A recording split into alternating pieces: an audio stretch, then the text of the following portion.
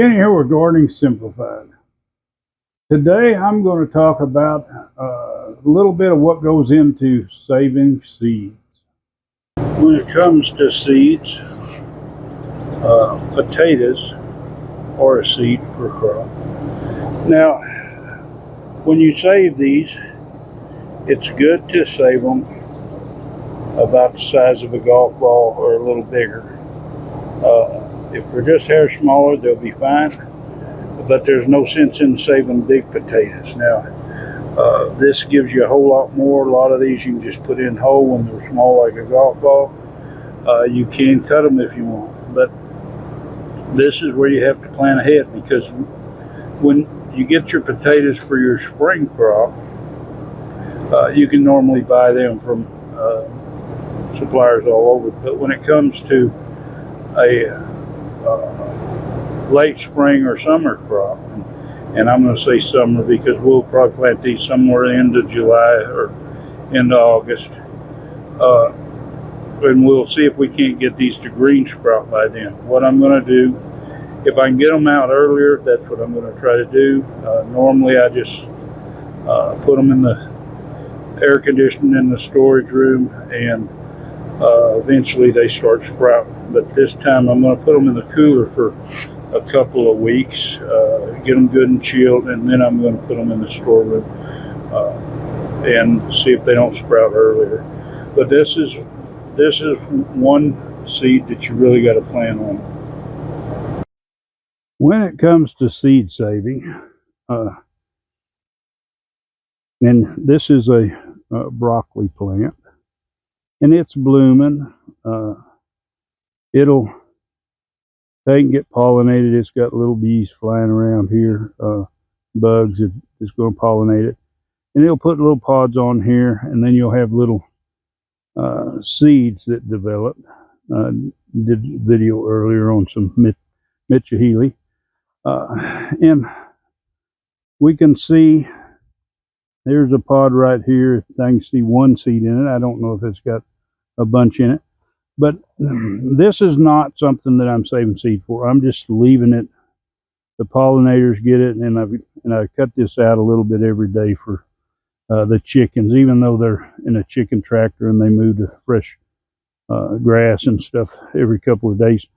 I give them some extra. They really look forward to it coming to the chicken tractor and giving it to them.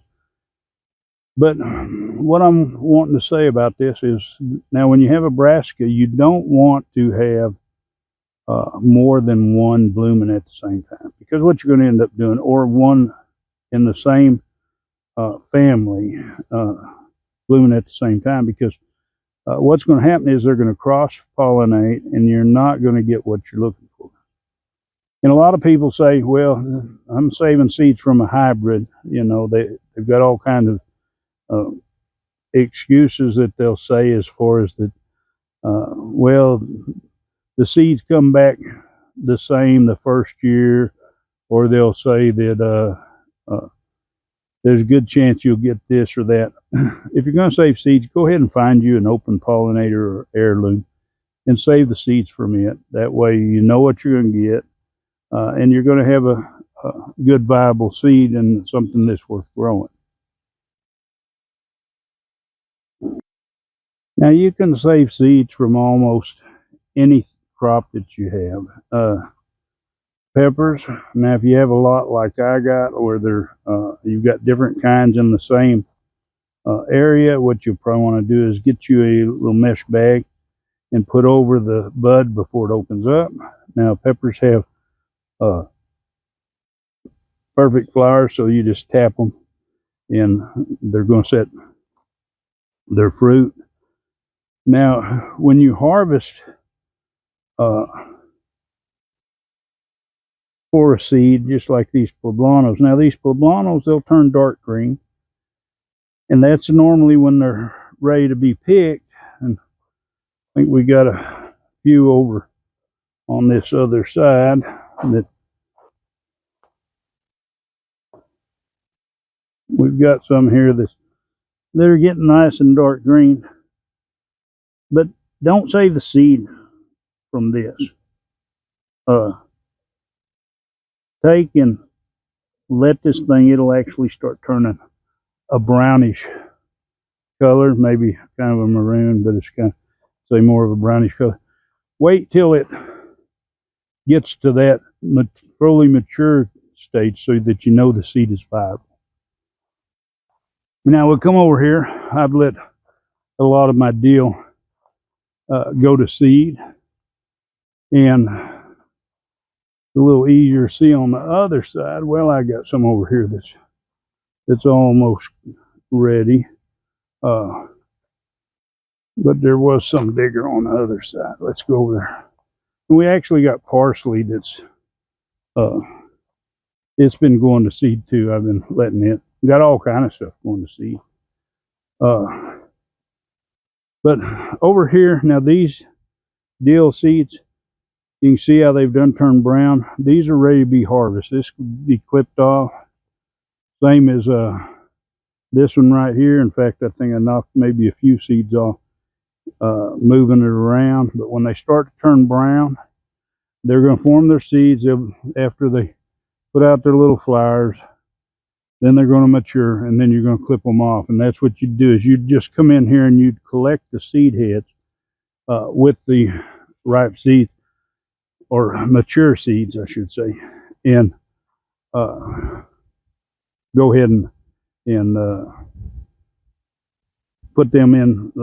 I like to use little plastic storage containers for the different seeds, and then just leave the lids off and let them dry. Now, when it comes to collecting a seed, now this here is a Cocozelle squash, and I've allowed this one to mature. This plant was actually one that I wasn't planning to plant, and it was left in the container. It finally germinated, and I put it in the greenhouse here. And I said, well, this will be a good one to save seeds from, because this is a heirloom variety. But you can see how this has got big.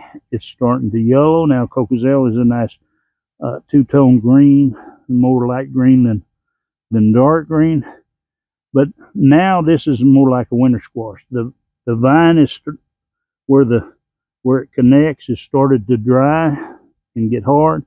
And this is ready to harvest, and I've just been leaving it here till I can get a video. And these seeds will be good and mature. So what I'll do is I'll cut this off. I'll probably leave it for a few days, and then I'll open it up and I'll take the seeds out and clean them. But you want a mature fruit when you're going to do that. Regardless of what it is, you want it to be a mature fruit. If you're going to do a cucumber and it's a heirloom variety, then take and let it get big, let it get yellow, you know, and you'll know when it looks like it's about ready. It's got to be removed. You don't want to get it and leave it till it gets mushy and starts falling down, but you want it to get good and firm and mature. But like I say, don't bother with your hybrids. Now, if you just feel like that you're not going to have something to plant and you're going to have something, well, then go that route. But in most cases, you're not going to be happy with what you get. Now, I have saved some hybrids, and the next year they were pretty good. That was tomatoes. They were pretty good tomatoes, but that's not going to always be the case, and the next generation might not be the same as that generation. So you just need to know that. Now, these little dill here, these were planted with seeds that I had saved back in 2020. So you can see, and the thing is that if you've got a question about whether your seed is viable or not, once you take and save them, go ahead and plant a few. Is in my Mitch Healy seed saving video.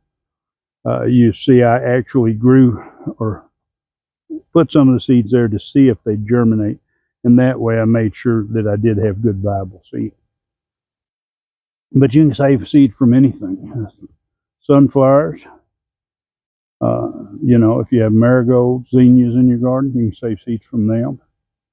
And it does save you a lot of money for buying seeds because some of the seeds are kind of expensive, and that's the reason why we do save seeds, is to cut down on that cost of gardening. You don't have to rely on somebody else. You know, we're getting more to where we want to be more self-sufficient.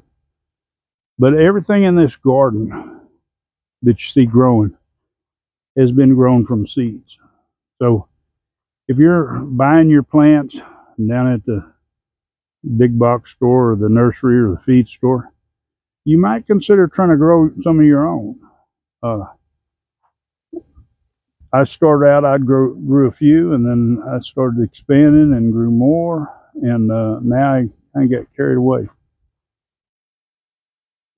But anyway, I want to say thanks for watching. I hope you learn a little bit more about saving seeds of different kinds, and know that it takes a little bit of planning whenever you do it. Happy gardening.